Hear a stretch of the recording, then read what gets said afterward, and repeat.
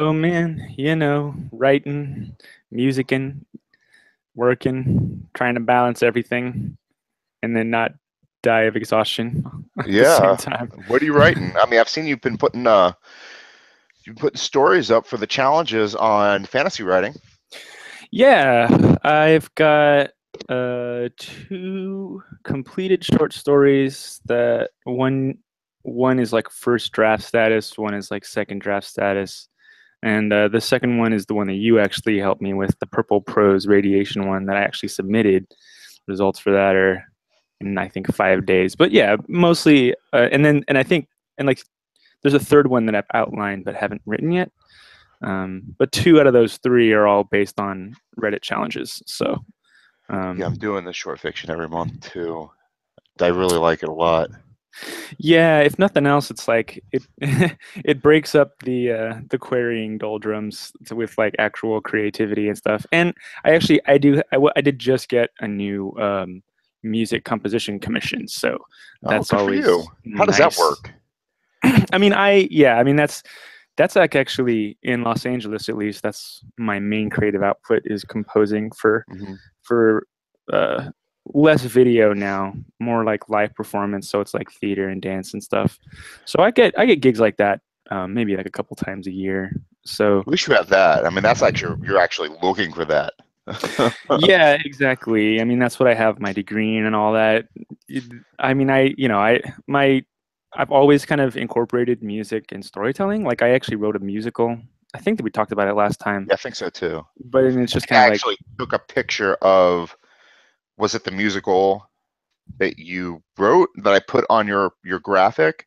oh, I think that's right, Lunatic Yeah, I Sun. think so Yeah. too. So yeah. So basically, I'm basically always kind of with one foot in both sides. So, but it turns out my actual like the one that I got the degree in was the music side. So like that's kind of professionally, creatively the thing I get more often. The trying to get published stories is new. It's very interesting to me that you went music and then you're doing creative writing too.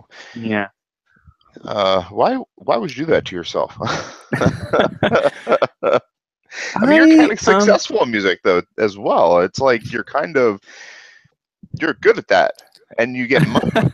People want to pay you to do that, and then you do this other thing to yourself, which is basically beating your head against a brick wall where yeah. there's a bunch of people that are trying to do it too, and they're not necessarily they I dilute the tell water people, kind of in a way. They make yeah. it I hard mean, for you.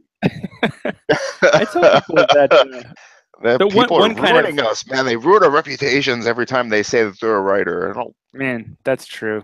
I tell everybody that one, both music and writing harden your skin and in extremely similar ways. So it's Yeah. like, and in a lot of ways, I mean, the process of trying to get published is the same as trying to get a record deal. So, I mean, now when I get rejections in the mail or whatever, it's just like, okay, sure, moving on. I know, like, it just blows right over me because I'm just so used to it from music for like decades.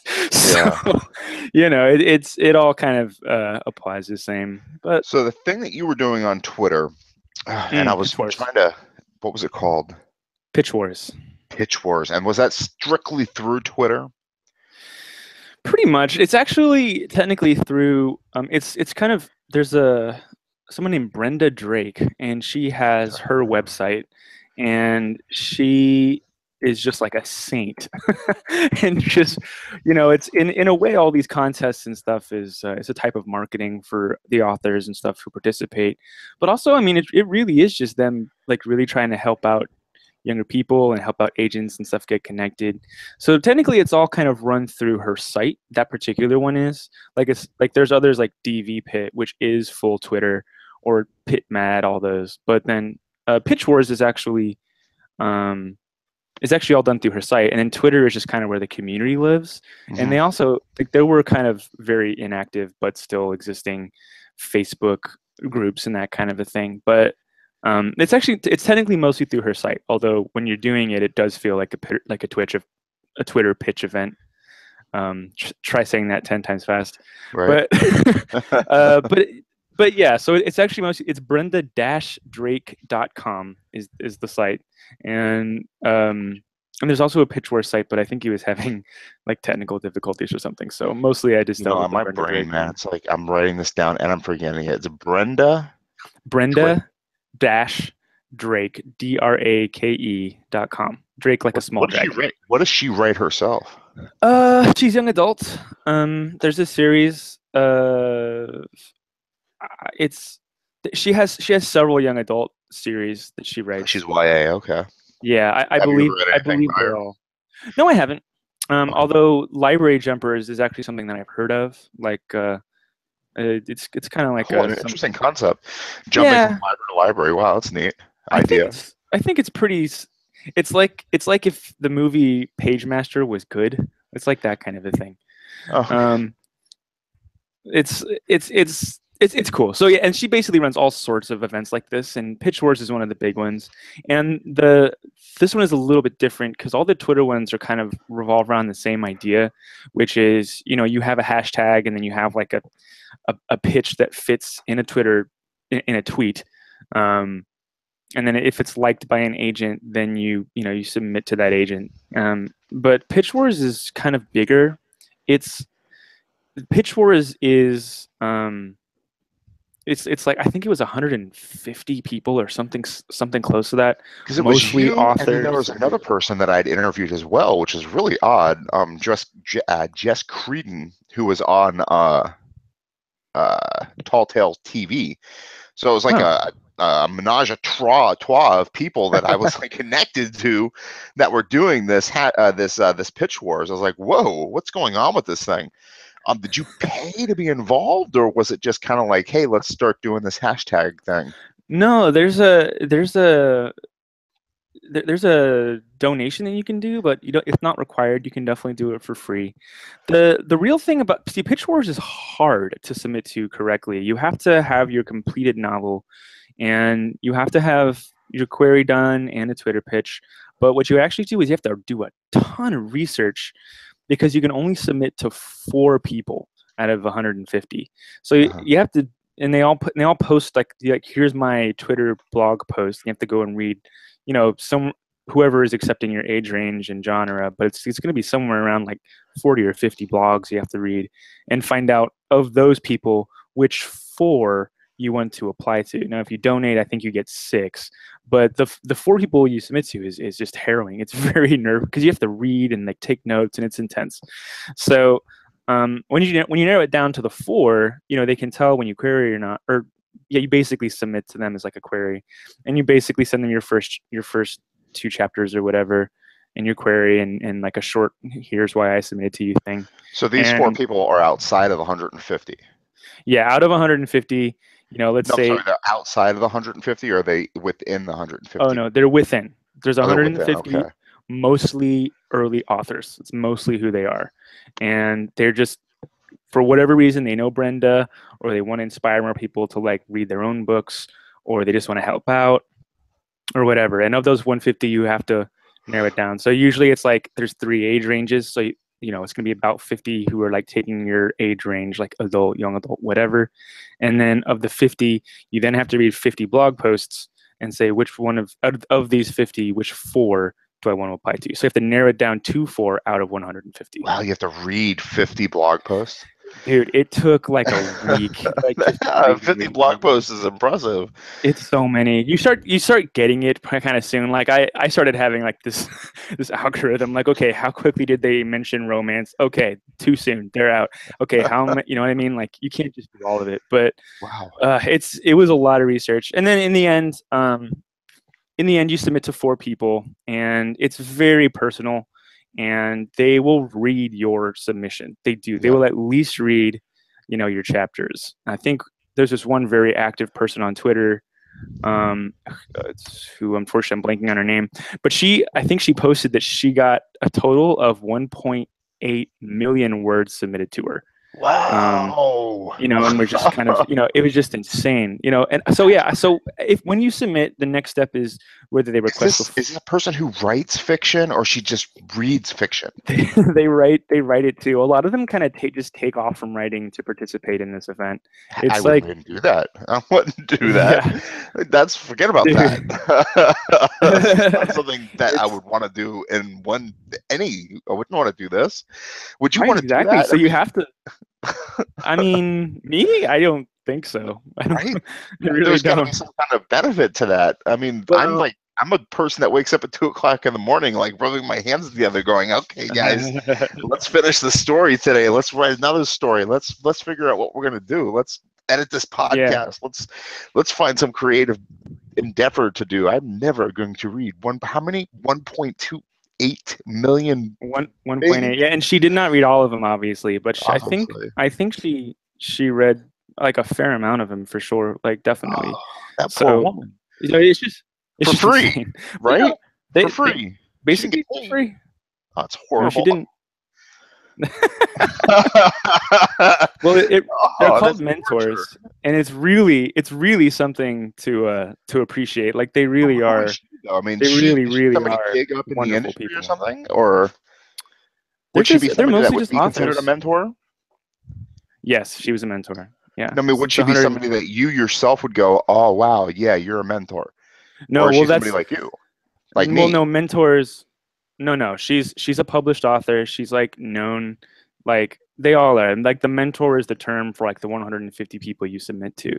So, and they're all in the industry. I think there was one or two actual agents in the mentor round, but for the most part, they're all just kind of like, you know, young, mostly authors of like various success, but they're all published authors or in the industry somehow.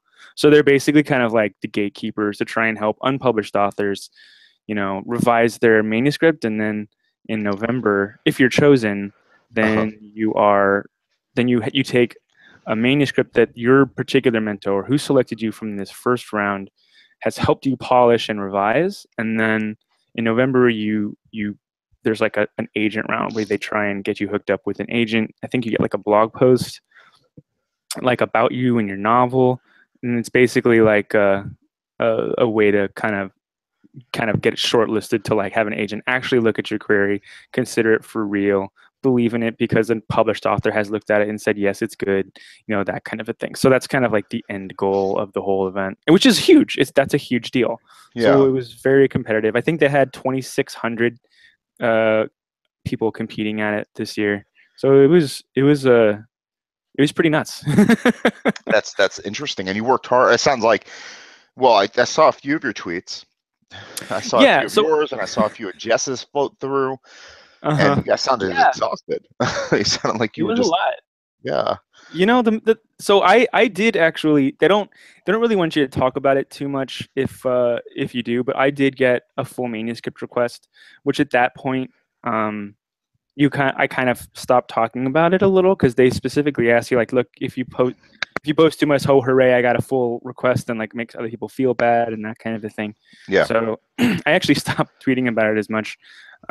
She and I think I ended up in like a pool to one of the four people I submitted to. Um, I was in a pool of about 11 other manuscripts, and I ended up not getting chosen. But I did get a general feedback email, which was really valuable. And of course, you also just make like a couple hundred new book Twitter friends, which Uh-huh. totally helps. And That's awesome to have those people. I mean, it's just for a networking. I mean, first of all, the feedback email was really helpful that I got when the whole event was done. But then also just kind of as networking and kind of being in the loop and like publishing on Twitter and stuff is also really helpful.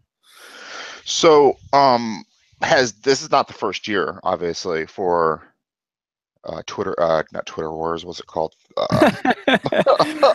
Battle tweets. No, it's pitch wars. Pitch Pitch Wars, wars. excuse The me. war of the pitches.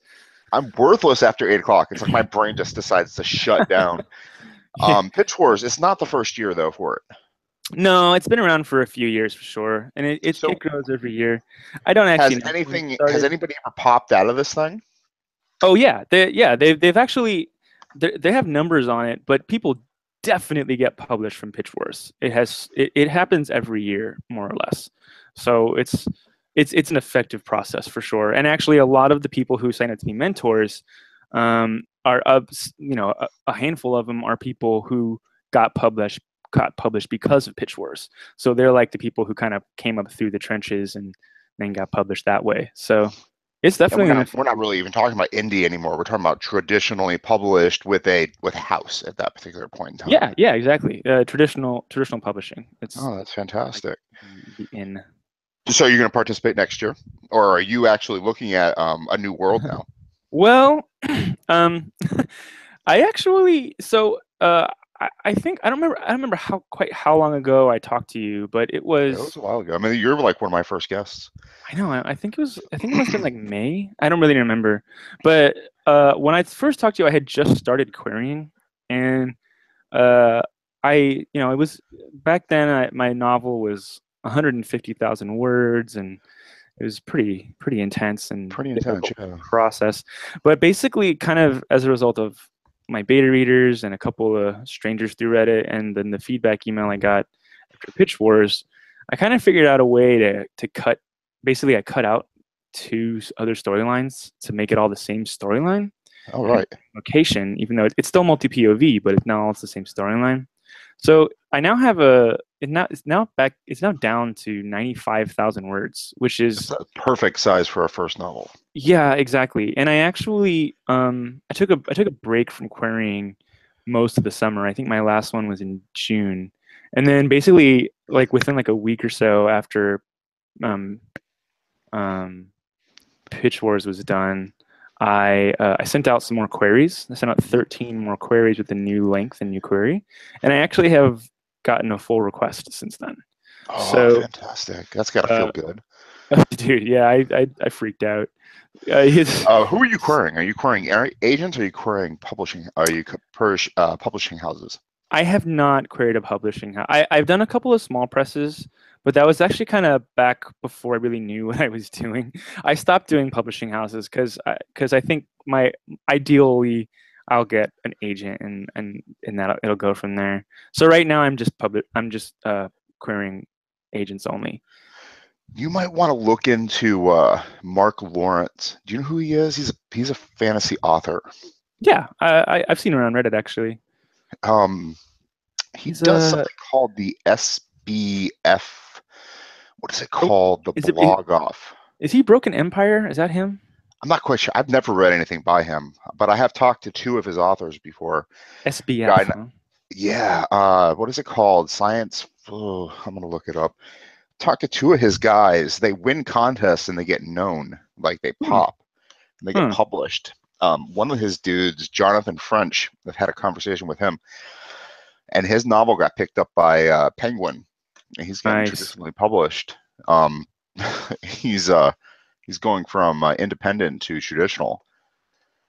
Let me see. SPFBO, SPF Yeah, there something. you go. I'm That's what it almost is. there. Self-published fantasy blog op contest. Yeah, Wow, that's exactly what it is. that's a thing right there. I'm not sure if you'd be interested Cool. in doing that though. Do you have to self-publish first? Is that the idea? I don't know. I've not done anything with it. I obviously I'll have my definitely look one it up then. novel, and I did the querying of the agents and was getting nowhere.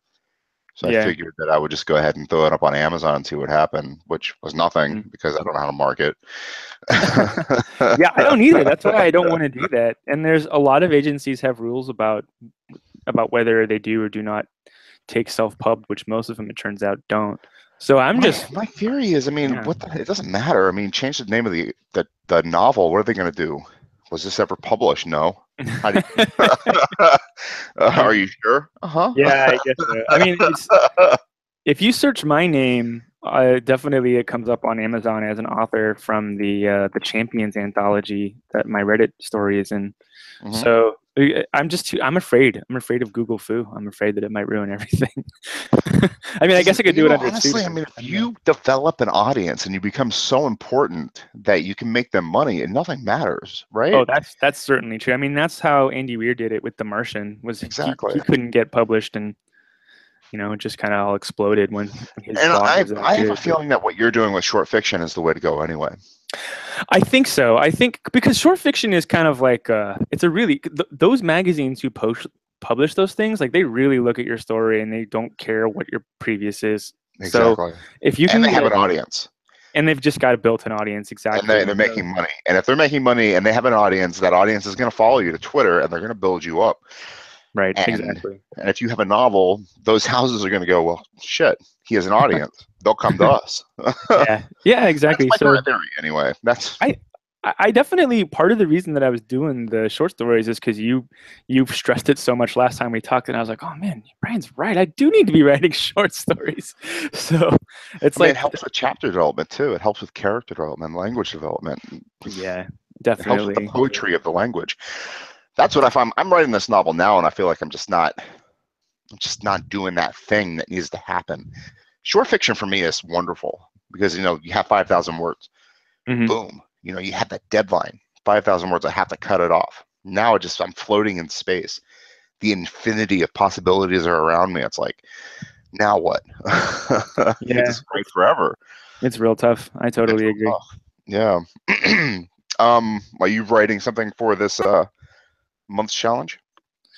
No, I'm not doing it this one actually, because I got the commission, so I'm taking a break for this month. What's the commission's did you say it was musical or just a Yeah, musical yeah. piece? It's actually a theater piece, but it's not a musical. I'm just doing Okay. backing music for an experimental theater piece. It's about death. It's super dark. That's nice. Yeah. Can you go into detail about it? No, because I actually I'm helping them develop it. So they're actually going to use my music as inspiration for the piece. But Oh, basically without getting too intensely into it, the person who's producing and directing it had a real intense suicidal phase, and came out of it with like basically all these drawings and poetry and crazy self discovery things. And I actually I can do some pretty disturbing music. So she knew my dance stuff and hit me up and was like, hey, you want to help me just make some weird conceptual shit? And I was like, absolutely. we did. Me and uh, Chris Heron did Terry Pratchett last night for Mirage, which is my other Awesome. podcast, and obviously he has Hmm. the death character. So you said you did Oh something yeah, for I've death. read an incredible, and I've read almost every Discworld book. Did you? I can't get into him. I really Yeah, can't. I don't understand almost why. everyone. 41. It's like It's, Shakespeare to me, man. really? Is that is Yeah, that I how much really, you I look just at am him? obsessed. He's like a Shakespearean Well, they're author. not for everybody. Yeah. They're not for everybody, but they're definitely to me like that level of good for sure. I think it's just stylistic. Some people just can't take satire, you Hmm. know, um, and like Why stupid puns, satire which though? there are I think plenty it's of like one of stupid my puns. favorites. I love Vonnegut. Yeah, I don't know. I Yeah, just I don't know then. not Maybe forced the urban myself to do fantasy it. thing isn't your bag. What's Yeah. what's that? It also depends. I mean, like, which ones have you read? The Color of Magic. 60 pages of it. But do you know like which storyline it was? The color, no, the first one, the very Oh first God. book. Well, then I haven't finished the first book. has no I one warned picked you up the to first book twice. never ever start Discworld with the first book? It is That's not what a I've good told book. many times, but it says number one on it. Nope. No, The that's a rule is number problem. one, man. You got to start with number one. That's a terrible plan. And now you know why. How is that? He started with number one. He's written Ye- 41 of them or something along those lines. Right, exactly. Because there's multiple storylines. You should start Yeah, with that's what I guards, hear. guards. You got to start with guards, guards. If you don't like guards, guards, then you just won't like Discworld. But that starts the Vime storyline, which I think most, you know, males, straight males in our age category, or that's by far the one we like the most. The death ones are like really good too. It's just That's I'm so intrigued by the death, obviously, because death is yeah. like I'm really intrigued by death. Death to Hmm. me is a fantastic subject line. Yeah. Recently, ever since I had children, I've been writing a lot of death fantasy. It's funny how that works, huh? Yeah, you have children, don't you? No, no, I don't. Oh, I thought you did. Mm-mm. That's how I'm able to Um, do both music and writing. oh, you lucky bastard! Now I have to stop everything. Yeah. I wake up so early in the morning, and yet I only get like 2 or 3 hours of steady work, and I have to take a break for an hour or two. I can't get back into it steadily. It's like, oh man. So what are your plans going forward? Well, I'm going to the World Fantasy Convention in San Antonio in the first week of November. I have family in San Antonio, so it's a really easy trip for me to make. Which is nice because now I can at least say that I'm under consideration by an agency when I go there, as opposed That's to, neat. hi, I'm a completely I'm a complete noob who has no creds whatsoever. Um, That's and tough, isn't it? Can I ask you, how old are you? I'm 35. Okay, yeah, we're about the same age. I mean, that's always so tough because you feel like you're old, right? Don't you? Yes. Yeah, Yeah, I feel like it's everybody always feels like they're old. yeah, it's like I'm so old and I've accomplished whatever you've accomplished, and it's like, well, I'm not whatever your goals are yet. And I mean, whatever life brings you, you're always going to feel like you haven't done enough to satisfy whoever the hell is out there you're wanting to satisfy. And you've done Pretty so much. much already. I mean, it's just incredible to think that eventually one day there will be the date on the end of that dash. Hmm. But we've already done, you've written a novel, you've written pieces of music, and whoever you're trying to satisfy, they're trying to do something too. Not even paying attention to whatever it is you're trying to fill your dash with.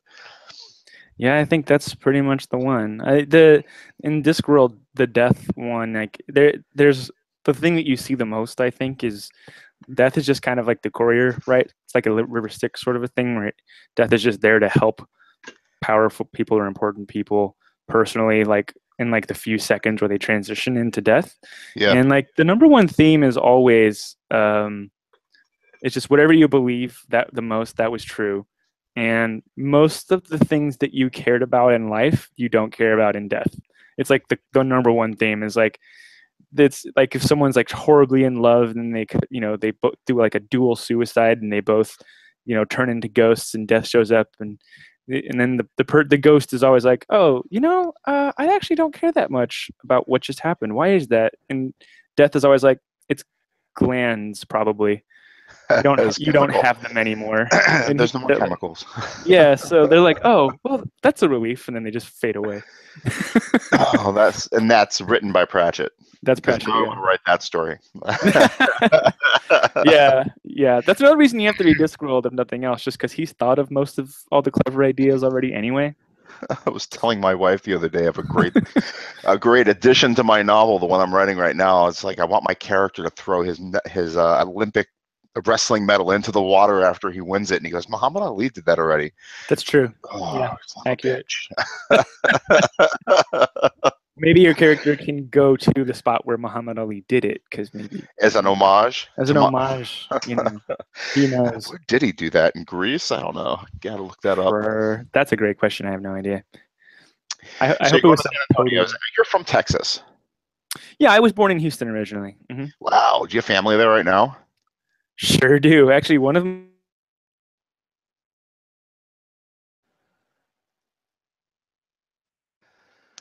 I think I might have lost you.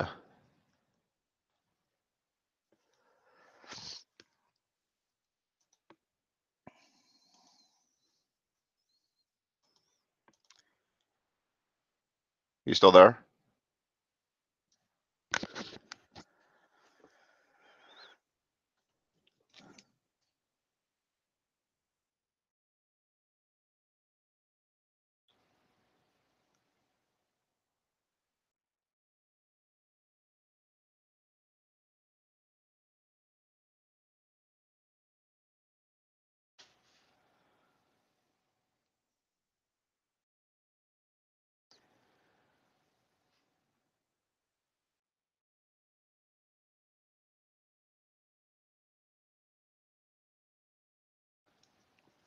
Paul?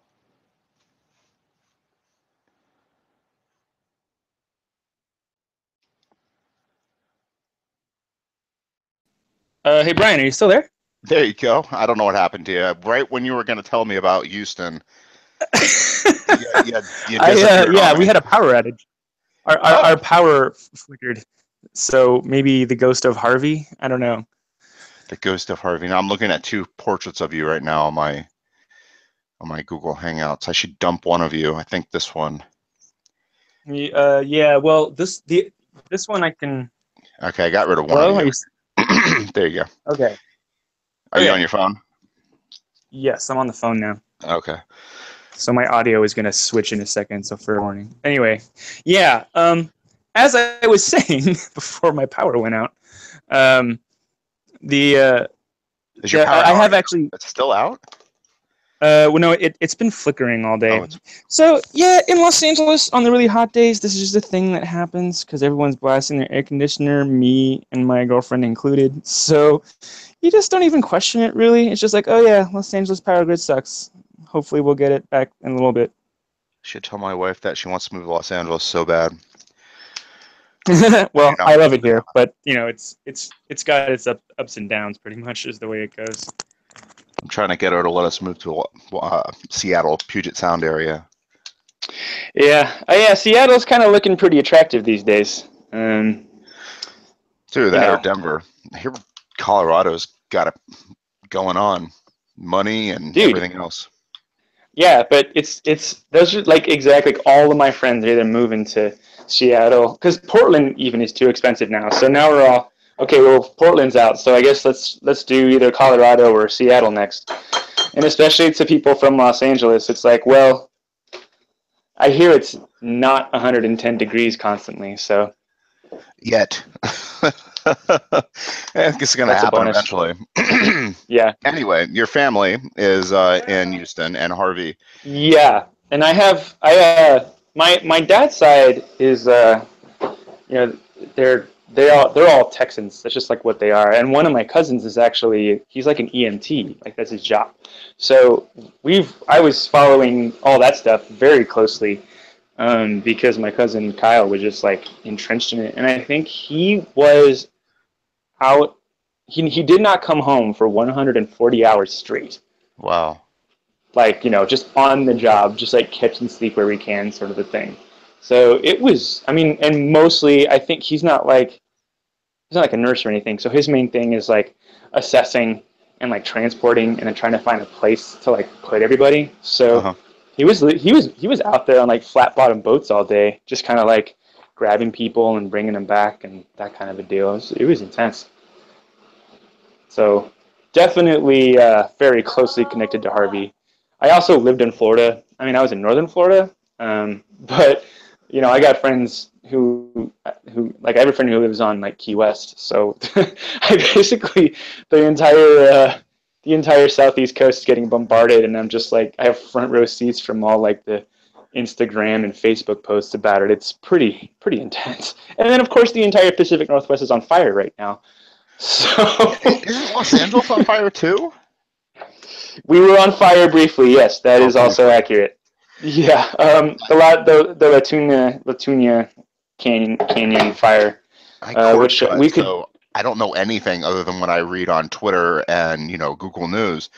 And I saw somebody's photo of from Disney World or Harry Potter Land or something, and the hills were on fire. I was like, what? Yep. Yeah, I saw those in person. As a matter of fact. That's crazy. Yeah, I grew up in It's. Florida, the west coast of Florida, so it's kind of like Oh yeah. I went through hurricanes growing up, but nothing Sure. like what's heading up there now, I guess.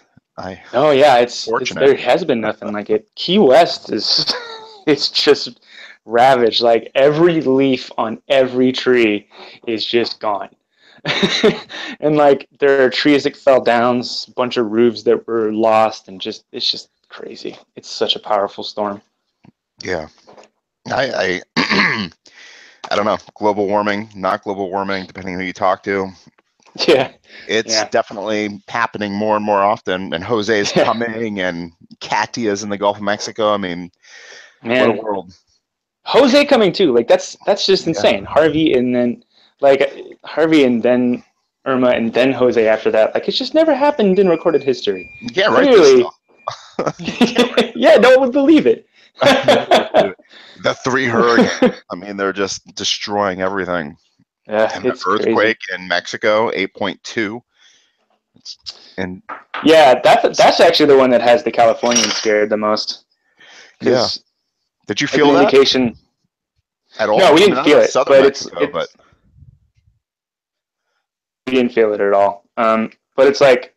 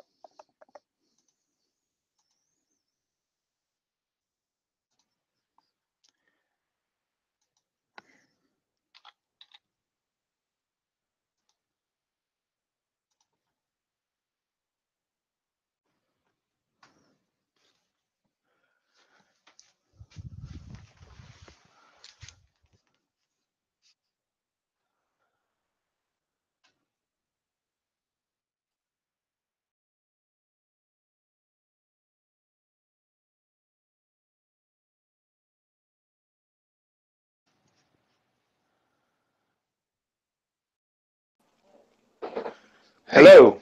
there you go. It's gonna keep happening, I guess. Yeah, I guess we're looking at. We haven't been quite on bad at math. 40 minutes. We can make it another 20, 30 minutes. That'd be great. Sure. We're about halfway through the podcast. Technical issues are fine. Edit these out. No issues at all. I wanted to talk about your website because it was gorgeous. I don't remember being. Was it that nice last time we talked? Definitely not. I've been working really hard on that actually, and Thank you. like my day job is in web and tech and stuff. So Oh, it is. yeah, so it's I'm a little bit better, a little bit better than the average bear at that kind of stuff. How did Definitely you contracted. how do you get a music degree and then get jobs in tech? It's actually directly related. Like a big part of being a musician is self promoting, and just so happened that my stepmom is a graphic designer and web designer, and so she turned me on to WordPress is like just a bazillion years ago before anybody else was doing it, That's a and just self-hosted one. it is, yeah. It's like, well, it's like a site builder, but like instead of like Wix or Squarespace or something, it's like you can install it on any web host. So it just got very popular since then, and I know I've I've used it. just been. I've used it twice, honestly. I've used it with Mhm. Bluehost most recently, and I've used it with HostGator before. HostGator, no Yeah, problem. HostGator was great. I had no yeah. issues with them at all. But when I was with Bluehost, I was trying to host this podcast with them. It took a real long time to get it going. And finally I did. I was so excited. I finally got, every headache was eventually I found an aspirin for it. Uh-huh. And when I was able to get my files onto the website, somehow, and I think it's because I borrowed software from friends, Hmm. quote, quote, quote, I was I was bringing something with me. And I don't Mm, know, man. I was bringing hundreds and hundreds of gigabytes of data with me as well. mm. It was just filing in with my everything. I load this one podcast up, and hundreds of gigabytes would just flow into my Bluehost, and Oh they would shut me gosh. down. They would shut me Yeah. down. They would have to every single day. I would have to call them, and they would have to restart my website because they shut me That down. sounds like that's a nightmare. It was a nightmare. I didn't I have no clue. Now I'm on .com again. Yeah. Yeah, which is fine. Who cares? It's so It's all the ugly, same. man. Have you seen my website? Have you checked me out? It's so awful. No, I haven't actually. I can't do uh, anything. I mean, I'm basically like a totem pole of my stories are on top. I try to I try to keep the podcast down near the bottom so that mhm. they don't float to the top. And I have fiction because obviously I'm a writer, Yeah, not a yeah, podcaster.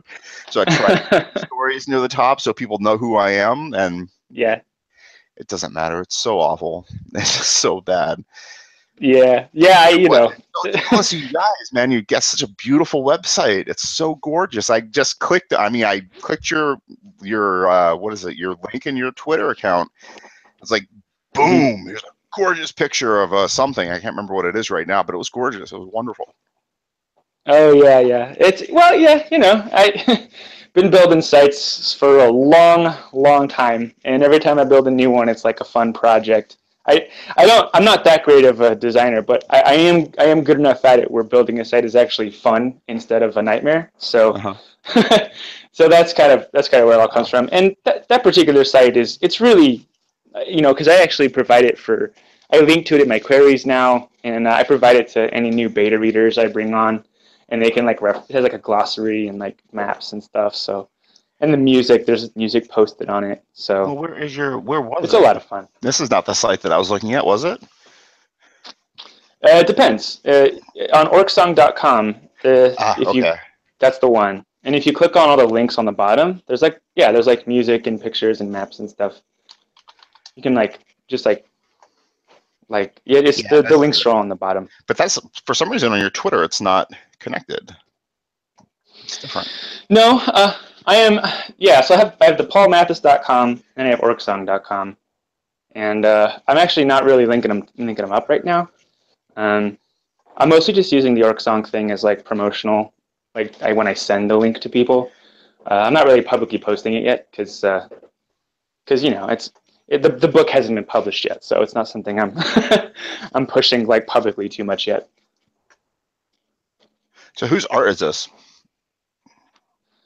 The art is it's well. I actually tracked down the original artist, who is he's just like a Korean character designer, but he had actually uploaded this to a it's some WoW thing, World of Oh yeah, I Warcraft. remember us talking about that in May. It's good. Yeah, It's yeah, and stunning.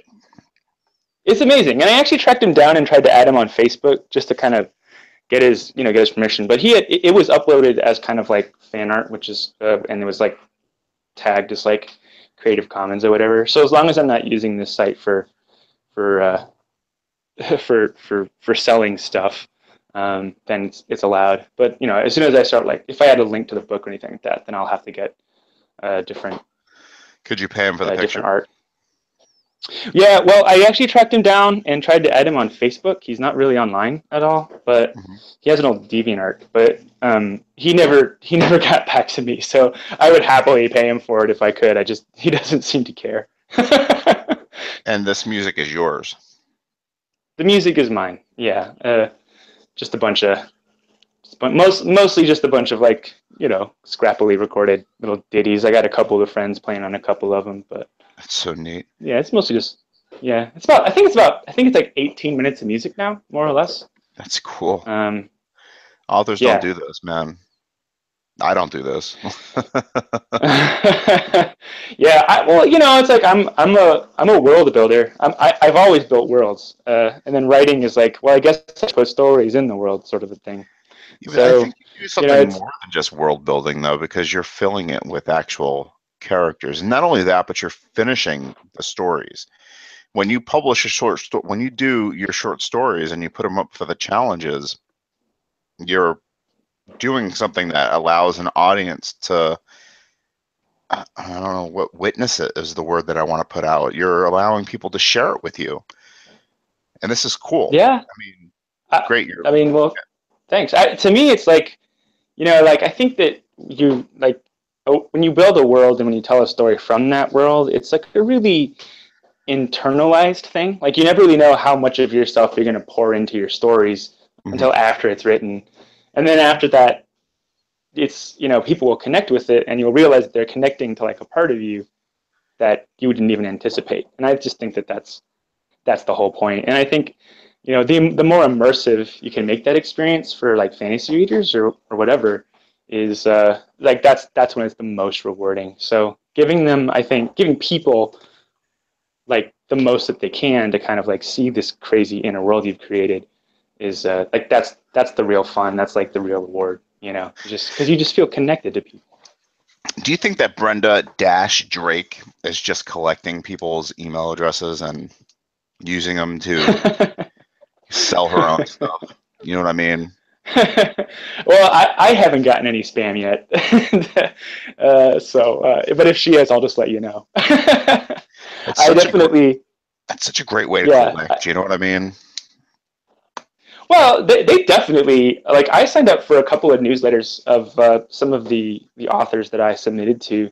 So, if nothing else, it's a great way for authors and stuff to get more people reading their email blasts for sure. Right. It totally works. There was another group of people. One of them I interviewed on this podcast, and they were sending around something. It was so it was so just normal. Who are 10 of your favorite characters or something like that, and then send this tweet to 10 of your friends or something along those lines. And I'm like, no. I'm not doing that. I can personally vouch for the fact that I have not received any additional spam due to Pitch Wars. So it's got my stamp of approval. I'm such a skeptic. I don't trust anybody. Well, actually, I'm only here to get your email address. I forgot. I guess the jig is finally up. It's my what's it called? It's my Reddit handle, just without the underscores. Voyage@roadkill.com. Oh, nice. Well, now the world knows, dude. I give it out to anybody. Everybody can know it. And as soon as I start getting spam, I close it out and I start a new one. That's why I think the Frogger 494 one, which I gave up because I could not find anybody's email through all the crap that I used to get into that email address. I was losing interviews because they would be buried in crap. And it wasn't like through spam that I was getting through, giving it out. It was just all the crap that I was getting beforehand. Like, why am I using this email address? Dude, yeah, you gotta, sometimes you just gotta refresh, you know what I mean? Yeah, well, this email address has been around. I decided to start using it. Even though it does make me feel like a little bit of a weirdo. Voyageofroadkill.com. Voyage of Roadkill. Who uses that? Anyway. Apparently people very obsessed with death. Yeah, that's true. Or Frogger, the video game. That's actually, this is the moment where I understood the connection. This was the moment. Yeah, I never got it before. Man, what was I going to ask you just now? Are you writing your second novel? Are you working on your second novel? Or are you just stuck in the idea that I finished my first one and I'm just going to sit and look at it on the pedestal of... There are several ways to answer that question. The most direct answer is that I had my second novel more or less outlined in as much as I can outline anything. I had that, and then when I cut my novel down, basically down to 2/3 its previous length, I had to throw that all out the window. So I actually have my first scene written in the next book, which hasn't changed, will never change, if I can help it. But I no longer have the same. I had to throw out my whole plan because it's envisioned as a trilogy, so at least. So I had the whole thing mapped out. I had already started to dip my toes into starting book 2, and then the revision process of book 1 has made me completely rethink book 2. So that's where that stands. I have also I have a basic scene list, actually a very good scene list for what I have for a prequel, which may be a prequel or maybe a webcomic, actually, or maybe both. So you want to stay within this world. You don't want to deviate from it. You want to stick within Orc Song. I do, yeah. But also, I also had just outlined a young adult novel that's completely in a new world, and that's really nice. Yeah, because it's like I just get like one thing I've noticed about on Twitter and Pitch Wars and all these things is there's a lot of young adult agents and publishers. It's just a huge world. It's crazy. Everybody's trying to find that next J.K. Rowling or who wrote pretty much. Who wrote the pretty cat? Much. What are they called? I can't remember. The what book? The Katniss book. Oh, Yeah, Hunger Games. Hunger Hunger Games. Yeah, they're Games. trying to find. I mean, they want that stuff.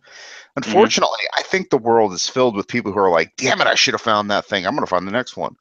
You know what I mean? Yeah, The next California, exactly. the next 49ers. They want to be the one that finds the next one as opposed to something brand new. The next Star it's Wars. actually really cute, like to watch the agents, because agents are always like, just be yourself and don't jump on trends. And at the same time, they're always posting like, does anybody have any solar eclipse themed novels? Because that would be so great right now. And it's The just like, solar dude, eclipse last week, bro. you know, that just happened. You're like way behind. Anyway, It's so funny. it's I kind of remember publishing is like weird. there was oh dude, this is horrible actually. Remember when the tsunami hit back in 2004 or something 10. like that? There's the Boxing Day tsunami. You mean, right? Yes, the Boxing Day Okay. tsunami. Was it Oh, was that 2010? 2006? No, it was 2006? 2004. 2005? That's Is it really 2004. that long ago? Oh my Yeah, god. it was a Oh, really long time ago. anyway, yeah. Go ahead. I But remember it. everybody was trying to write a tsunami story. No kidding. Everybody was trying to write a novel about the tsunami. Of course they Oh were. my God, this is so horrible. And then I thought about it for a second. I was like, no, I can't do it. You know who won? The dude who wrote the tsunami story 6 months before the tsunami actually happened. Of That's course. Of course. the guy who Yeah. wrote the eclipse novel, knowing that the eclipse was going to happen a year before the eclipse happened, had it on the bookshelves as the eclipse was actually happening, and then he was just talking Yeah. about it. That's the dude who There you was go. benefiting, not the guy who was like, "Oh, you want an eclipse novel?" And then a year from then, he wrote the novel, and it's like, "I got that novel you wanted." What novel? The Exactly. thing you wanted on Twitter. Before eclipse happening, so maybe that dude will benefit when when the Yeah. next one Right. Yeah. happens. Prepare I for have the that novel. 2025 one or whatever. Yeah. 7 years from now, I've got that novel. That's What's the funny. next thing that'll happen? I don't even know. Yeah, Well, hopefully not a giant earthquake in Los Angeles. man, I have a friend on Twitter right now who's saying that will happen. That's horrible. Yeah, that's what I'm saying. We're all thinking about it. Yeah, it has been a very That long time. 8.2. Will Los Angeles survive? That's why I don't want to move yeah. there. That's my Hey, biggest fear. we're kind of bursting at the seams. There's no jobs. Rent is expensive. If you don't want to move here, that's fine with us. No offense. No, It's I don't very want to. crowded. Believe me, it's not me. I'm telling her I do not want to move there. The temperatures are way too hot. I do not like blue skies. I like rainy. I hate the people here. First off, nobody wants to pay attention to the stupid traffic laws. They all want to run everybody down. The first thing they do is roll down their window and flip people off. That's like their first impulse: honking horns and flipping people off. I don't want more of that. Well, we don't really honk and flip people off, but we definitely still. We definitely cut people off. That's something that Los Angeles people do. Traffic and But just like nasty yeah, attitudes. And plus, the place I would want to live is Venice Beach, and that's where the tsunami will hit. So true. it's not Yeah, happening. you have to I get. can't afford to live there anyway. It's too expensive. Yeah, it's so weird. That place. When I first moved here, that place was like the slums. It's crazy that it's expensive now. Right? It's It's just like crazy. that's where I'd want to live. And what is it? I don't know. Seattle's expensive too, man. You can't live there either. It's Nope. impossible to live in Seattle. You have to live Dude. outside. You can't even live in New York. It's like you have to live way outside of New York. It takes an So hour. yeah, so like envision like a world where like you write a book and it sells at least as well as like Name of the Wind, and you get like $4 million. It's like, where would you build your house? On stilts. Good answer. on rock someplace in the Yeah, atmosphere away from everybody. yeah, That's me. somewhere above the pollution. When I was a kid, that would be my fantasy. Just away from everybody. It would just be floating and nobody could ever get to me. Nice. Yeah. You have to go through like a series of like obstacle challenge, like physical challenges and like flamethrowers and swinging axe blades just to like visit you. So they really want to see you. No, I would come down to them. Nobody could visit me. I see. Yeah, exactly. Thumbprint. Scan. So you're not writing the second one right now. You've got an outline. You're one of those dudes, huh? Well, like I said, like I'm trying to be more of an outliner, and I tried to outline book one and completely, utterly, horrifyingly failed. I deviated from it almost immediately. I'm trying to be better about it this time, especially since now I have the world fully developed. I have the characters, so I'm hoping that I can at least get like a loose outline done. I actually, because Orc Song was the first novel I've ever edited to the point. Most of my novels have been first drafts and that I abandoned. So why do you do that then? You have other novels that you could go back into and work. Yeah, I totally do. I don't plan to, but I could if I really needed to. The real reason is, I have too many new ideas, so I'd rather work on those than try and save old ones that aren't very good. I have like one or two other ones that I think could be pretty good novellas, but their concept wasn't really enough that they warrant the full book. So that's so interesting. I've got the novel that I'm working on right now. You know, it's like 60,000 words, and I want to be done with it so badly. I just cannot freaking wait to be done with this stupid novel. And it still needs an ending, right? It still needs a dumb ending, and I'm like stuck on a rewrite right now that's just never going to end. And then I've got like a list of novels that are just equally as annoying that I want to finish as well. I cannot wait to get annoying is the right word. Annoying. Every freaking story is annoying. Even the short story that I'm working right now is annoying. Yeah, totally, man. They're just like a good idea to begin with. Like, oh, I can't wait to start that story. And then like when they're 3/4 of the way done, it's like, this is annoying. I hate this story. I want it to be Pretty done much. so bad. Yeah, I want to start something new. I want a new story. Damn it. It's like a relationship that just, it's like an old relationship that just won't end. It's like, why? Why? No one knows why. They're just there to bug you until they're done. I asked this person out. That's why. That's true. Yeah, now they have all the power. It's all about chemicals to bring it back around to that. Exactly. Glands. Damn those gonads. 100%. 100%. Death will know. Death will tell me. Didn't matter. Yeah, man. After all. Check out a novel called Reaper Man. That's a really good death novel. Might like that one too. Reaper Man, who wrote it? It's another Pratchett novel. Oh, okay. Is it fit the other one is yeah, it's a Discworld novel. It's like, I think, the second death book. The first one's pretty good. It's called Mort, but the Reaper Man is like an actual good novel. There's another one also where he kills Christmas. It's good stuff. Oh, there's also... Is that what's it called? Yeah. Hoggerman? Hogfather. Hogfather, and they make that they made that into a movie, right? Oh yeah, I love the movie. See, it's so BBC. Why isn't it people actually they preamble the discussions on Pratchett's work with, well, that's actually not a good novel. You've got to start with this novel over here. And you can't read them in order because books 1, 2, and 5 aren't that good. But book 6 is good and book 11's good. Well, basically everything, I think everything from somewhere around 4 or 5, definitely 6, onward I'm just making up good. The numbers. I'm not being specific. I'm just saying that seems to be the way people discuss Pratchett's work. It's like, this one's not good, but this one is good. Yeah. I think that there's a lot of authors. I mean, I think most authors, their earlier stuff isn't as good. And I mean, I could name several novelists, I think, where that's the case. I mean, I think that's the case with definitely the Dresden Files. The first 2 aren't very good. Oh, you're talking about what's that guy's name? I don't think I've ever read any of his work either. Jim Butcher is his name. Yeah, Butcher. And then the other one is, I actually think Joe Abercrombie. I think First Law is probably his weaker stuff. He just hadn't quite figured it out. And I just think it's really common that your first books are going to be a little weak. And especially for Discworld, people will encourage you to not start at the beginning because the first novels are Rincewind novels, which is a storyline you don't really need to care about. So you can start at a different storyline.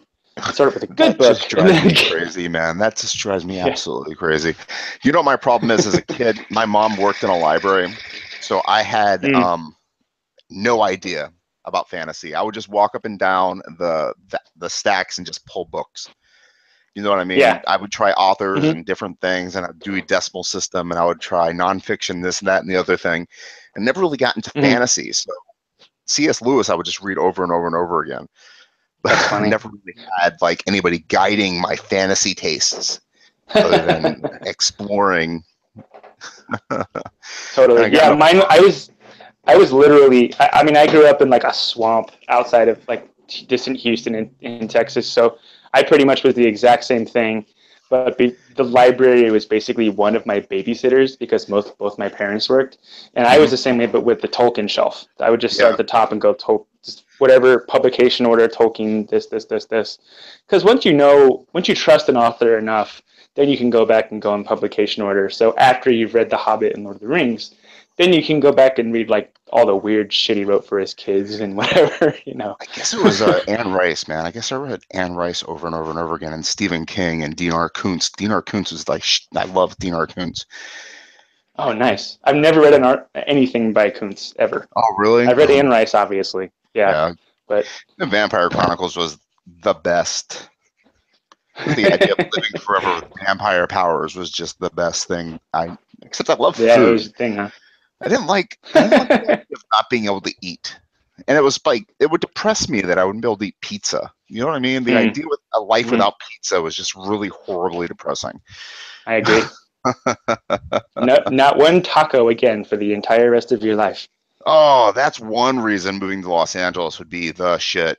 Mexican food. Oh, dude, that's true. We have really good Mexican food here. We have a food truck walking distance from our house that we hit up every week. They're friends of ours. It's super cheap. It's delicious. Oh, it's just the best. Well, my Spoiled. wife does say, let's move to Los Angeles. She mentions fruit trees. She wants a lime tree. She wants an avocado tree. And I think about burritos, which yeah, we don't have any good Mexican food up here at all. Like, they don't want to move up here. And if they do move up here, they get treated like crap. Yeah, that's the problem. Yeah, there's no lineage at all. They're by themselves, unfortunately, so they really have to struggle.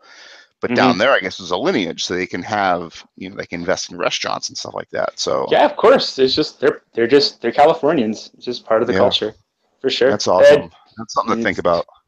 Yeah, it's a thing. Yeah, it's the burrito. So like, it's just so funny. My brother, when he lived up in New York, it was just so funny because my dad made a comment at some point. It's like, do you really want to spend $5 on that? It's like, yeah, that's an entire Five Guys burger. Do you really want to like spend that on it? And I was like, well, that's funny because I say the same thing, but that's an entire food truck burrito. So it's just like the regional difference. What item of food does $5 mean to you? It's so funny. There's this magazine. Oh man, I can't even remember what it's called. Now it's horrible. It's a free thing that you get on the street every once in a while, and they'll list like the best burgers in New York City or something along those lines. And this last time they listed all the best burgers in the city, and like 5 of them were corporate places that should never have been listed, like Burger King or Five Guys, or oh my god, it was horrible. No legit places. I mean, New York used to be a food town, and I guess you can go and you can get your Michelin star eatery, and there's very few of them anymore, and there are not many good pizza places, and there are not many good anythings, to tell you the truth. Yeah, that's true. My brother was in Albany, and I had way better pizza in Albany than I ever had in the city. Like, the tradition was alive in upstate, but I wasn't so. And New York nothing itself here, man. If you came and visited, and you asked where the hell's the best pizza at, bro, I'd be like, Brooklyn for one. I would send you to Brooklyn. Yeah. I would send you to Brooklyn. Go to Brooklyn. Go to Coney Island. There's a place out there. That's where it's at. There's tons of places in like East New York. Otherwise, the answer is 2005. Yeah, 2005, before Bloomberg fucked everything up. Bloomberg just messed everything up. Took our trans fats away. Jerks. A bunch of jerks. How dare you try to make us healthy? We want to be fat, we'll be fat. Well, at least you still got the best apples in the country. No, I guess we do. We went apple They're picking. really good apples. What a bag of apples costs? Like $50. What? Amazing. It's well, organic. We have something that grows, so of course it's going to be expensive. Barf, whatever. We actually do have a fruit tree too. We have a guava tree in our front yard. Do you really? Guavas. Yeah, They're healthy it's too. actually it's Really hilarious. There's like, sugar and lots of fiber. dude, yeah, we make like guava syrup out of it. It's delicious. And actually, this is really funny thing. There's actually several like just like herds or like whatever of animals. It just that live in Southern California because of Hollywood. Like they just had a Coyotes. movie in like 1930s. They just brought in a bunch of like weird exotic animals and then just let them free. It's totally a thing. So like on if you go to like Catalina Island is like just off of like you can take a ferry there and it's got Yeah. buffalo on it because they shot a western there like 100 years ago. So funny. And there's That's actually so hilarious. The wildlife of Los Angeles is brought in for the movie industry. I love it. yeah, and they just left them. And if they could survive, then it's like, well, now they just live here. So there's That's actually so a hilarious. flock, and like everybody who's like not West Side, like knows about this. It's like a flock of like fucking like parrots or something. Yeah, they're green parrots, Oh, and I've heard of the parrots. I've heard of the parrots. they're so loud. They are so loud, and this fucking flock of stupid birds, God knows how long they just came from some movie. Who know? And they love our guava tree. They love the guava tree. So there's just like a month or two, like every year, just the birds just like eat all of our guavas, and it's this huge fight to keep our guavas long enough to use them for something. That's amazing. They wake us I've up in heard the also morning. the avocados, they grow rampant too, and they just drop to the ground and rot. Pretty much, yeah. It's so yeah. We still pay a bunch for avocados most of the year, and then there's once or twice a year I think they actually fruit. And if you like know anybody who has any type of avocado tree, they'll just give you a bag because they grow like crazy if you actually have a tree. Oh, they only fruit like once every I think it's once in a twice. while. I think it's twice a year. There goes that fantasy, man. 4 times? My girlfriend says 4 times. But you get so 4 times a year you'll get like 1,000 avocados. So And they don't freeze. I've tried that before. You well, can't freeze them. yeah, no, not so much. You got to eat them. That's why people give them away. Is because they're really hard to keep, no matter how you look at it. We actually went to a campsite one time, and it was like just a couple hours north of LA, and the campsite literally had a grove of avocado trees next to it. It was literally just like a grove, and there was like exactly as you're describing. They're just like hundreds and hundreds of avocados just rotting on the ground. It smells good either when they start rotting. I think it smells about what you would expect. And a rotting fruit. Lots of sugar. Yeah, but they're eaten by a lot of animals, so we figure it out. Avocados, very important part of an author's cuisine, actually. You can just open up an avocado, eat it with some lemon juice, then get right back to writing. Shit. They really are. They're really good when they're nice and ripe. Nothing more disappointing than cutting into an avocado and learning that it's too hard to eat or has gone brown. Or if it's one of those ones that has a pit just the size of the entire fruit and there's nothing. They're so expensive. They're so disappointingly expensive. And Hawaii, I've been there recently, and they are everything is expensive on Hawaii. Everything. That's Fruit, true. which you would expect is cheap. It's not. It's extremely expensive. Yeah. Very disappointing. True. What have we got to look forward to from you? Anything? Well, I'm not doing a story, so I'm not going to have within this. Sorry, no, go ahead. I was going to say there's no story from you this month, so I can't vote for that. Accurate. But I think on the 5th, I'll hear back about the short story at Purple Prose. Do you know anything about them? I've seen them around. They advertised on the science fiction writers last month, and then I saw them do that this month for fantasy writers, and I actually have a radiation story. That's why it stuck out for me. Yeah, they're it's free to submit. You definitely should. I mean, they definitely are.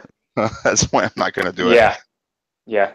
They're new for sure. They're they have one of the they do pay, I think, but it's like $5. It's almost nothing. Right? It's a very small amount, and and they've only, I think, published like 1 or 2 stories so far. So they're just getting started, but they seem like, it's a, Are they still open it's for a, submissions? yeah, I think so. I don't quote me on that, but it's herbalprose.inc, I think is the website.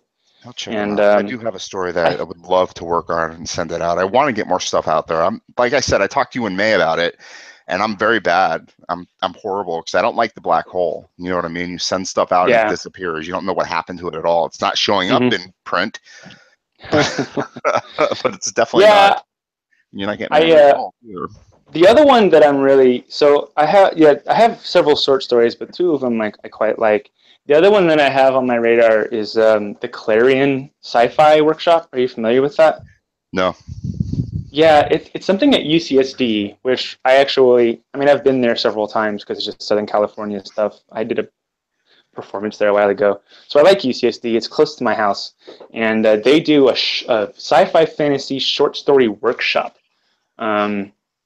I think once or twice a year, and they're going to open up for submissions in fall. I think like when the new school year starts, so it's about to happen. So I'm planning on submitting 2 of my short stories to them too, which I would love to get into that because not only do you get to workshop 2 short stories, but it's also like a really good networking thing. So, What's it called? like Clarion, Clarion. Clarion, and then UCSD is the college, University of California, San Diego, and like Cory Doctorow is a part of it. Like it's Neat. and then this other guy, this other guy CC Finley, who he runs I think sci-fi fantasy magazine, which has been like publishing short stories forever. So they're legit, and I'm definitely going to be submitting to them too. Yeah. Do you have any music out right now that people can get a hold of? Just the stuff on my site, actually, on Orksong. I am actually recording with my band at the moment, so I might be able to release a couple of new tracks from my band, not fantasy related, but a couple new recordings of tracks might be going up actually within the next couple of weeks or so. Cool. So to finish us off, I've really enjoyed this conversation, and I really appreciate you joining me today, man. We should do it again. I do have another podcast if you're interested in doing something with it. Called Mirage. I do speculative fiction with it, authors or concepts. If you have a favorite author you want to discuss or a concept in speculative fiction, just throw it my way, and we'll do an hour on it. Something to think about. But to finish us up today, I asked 2 questions. One, what are you reading? Right now, I'm reading Death Masks. It's, I think, book 5 of the Dresden Files. Oh, okay. Yeah, I'm making my way through the Dresden Files right now because I've never read them. So about that time. It's an author that's on my list that I need to actually pick up and check out. I've never read See, that's one that you actually do need to start with book 1, even though books 1 and 2 are pretty mediocre. It's so horrible, man. It's like, why bother if the books are bad? You know what I mean? And I say this about Patrick Rothfuss all the time. Yeah. He's a crazy looking guy. It's just, He reminds me of like a guy from Jersey who's basically moved to Florida and lives in a trailer in the middle of the woods. Butcher or Rothfuss? Which one? The Dresden Files guy.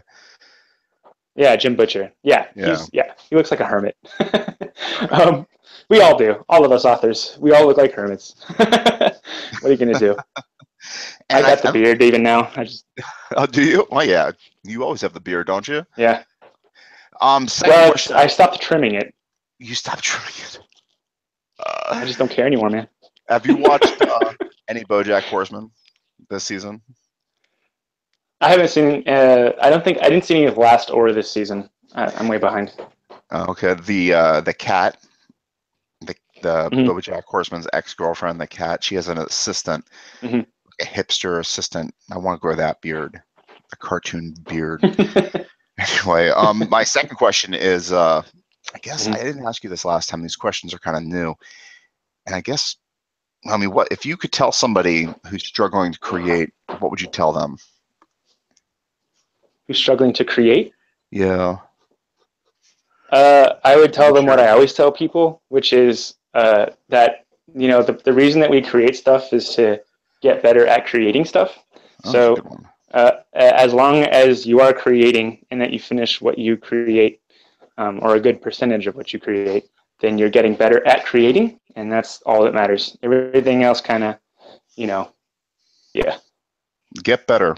Awesome. That's really, really valuable advice. And where can we find you? Yeah, so I'm big on Twitter these days. So if you just go to paulmathis.com with 2 T's, you can click on, actually, if you click on the word author, it's a secret link to Orksong. But even aside that, all the social media up on the top will get you to my Twitter, my Instagram, my YouTube. So paulmathis.com is a good way to start. Perfect. Excellent, man. And thank you so much for joining me today. I really appreciate it. And we'll talk again soon. Yeah, thanks for hitting me up, man. Have a great day. No problem. You too.